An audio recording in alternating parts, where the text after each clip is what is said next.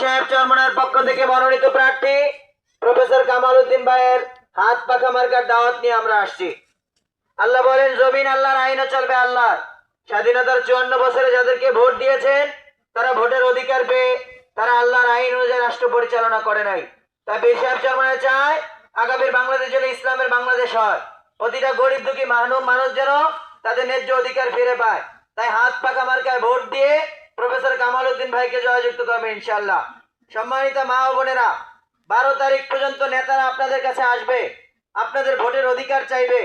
কিন্তু এরা যখন ভোটের অধিকার পেয়ে যাবে 13 তারিখের পরে বাড়িতে বাড়িতে গিয়ে জুলুম, নির্যাতন, জমি দখল, চাঁদাবাজি, সমস্ত জায়গায় অন্যায় অবিচার করবে।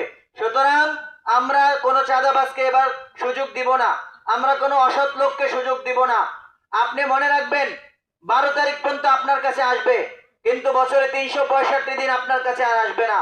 সুতরাং এমন লোককে আপনার আমানত দিবেন না যারা আপনার আমানত পেয়ে অন্যের উপরে জুলুম করে। এজন্য হাত পাখা মার্কায় ভোট চাই, নামাজ পড়ে দোয়া চাই। 12 তারিখ সারাদিন হাত পাখাতে